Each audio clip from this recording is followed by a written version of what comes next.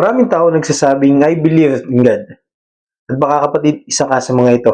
Pero ang tanong, nakikita ba ito sa paraan ng pamumuhay mo na ang Espiritu ng Diyos ang gumagabay sa buhay mo? Maraming nagsasabing sila ay Kristiyano, pero ang buhay naman nila ay patuloy pa rin na kontrolado ng galit, ng inggit, ng kasalanan at mga pagnanasa ng laman. Kaya kapatid, napakahalaga ng paalala ng salita ng Diyos. Pakinggan mo to.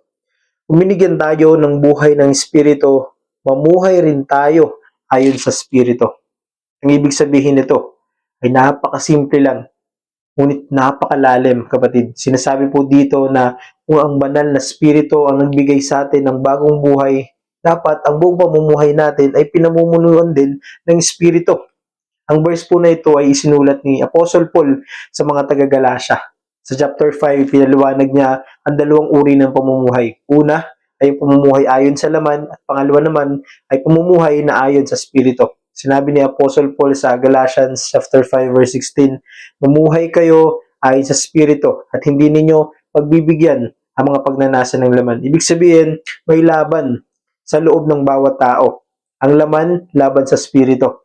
At kapag ang Espiritu ng Diyos ang naghahari sa buhay ng isang mananampalataya, nagbubunga ang kanyang buhay ng mga gandang bagay. Mabasa po natin yon sa Galatians chapter 5 verse 22 to 23. Sabi doon, ang bunga ng Espiritu ay pag-ibig, kagalakan, kapayapaan, pagtitiis, kabaitan, kabutihan, katapatan, kainahunan, at pagpipigil sa sarili. At pagkatapos itong paliwanag ni Apostle Paul, sinabi naman niya sa Galatians chapter 5 verse 25, kung binigyan tayo ng buhay ng Espiritu, mamuhay rin tayo ayon sa Espiritu. At ano po ang mensahe sa verse na ito? Sinasabi po dito na ang bagong buhay sa Diyos ay hindi lamang isang paniniwala, kundi ito'y bagong pamumuhay. Pag tinanggap natin si Kristo, ang banal na Espiritu nagbibigay sa atin ng bagong buhay.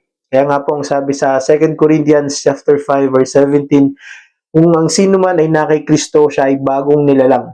Ang dati ay lumipas na. Ibig sabihin, ang buhay na pinamumunuan ng Espiritu ay makikita sa pagbabago ng karakter, sa mga desisyon at pamumuhay araw-araw. Hindi ibig sabihin na magiging perfecto tayo agad, pero ang direksyon ng buhay natin ay patungo sa kabanalan at pagsunod sa Diyos. Ngunit ang tanong ngayon, kapatid, ay namumuhay ka ba sa kalooban ng Espiritu? Sinusunod mo ba ang nais ng Panginoon? Dahil kapatid, ang tunay na buhay na may Diyos ay araw-araw na pagsunod sa gabay ng kanyang Espiritu. Sa mga desisyon mo, sa mga salita mo, sa paraan ng pakikitungo mo sa ibang tao at sa lahat ng ginagawa mo. Kaya kapatid, kung gusto mong maranasan ng tunay na pagbabago sa buhay mo, kailangan mong lumapit sa ating Panginoong Jesucristo sapagkat siya lamang ang nagbibigay ng bagong buhay. Sabi nga po sa Acts chapter 3 verse 19, magsisi kayo at manumbalik sa Diyos upang mapawi ang inyong mga kasalanan. Dahil kapatid, kapag tayo ay nagsisi, nagtiwala kay Kristo at isinuko natin ang buhay natin sa Kanya, binibigay ng Diyos ang Kanyang Espiritu upang gabayan tayo sa araw-araw.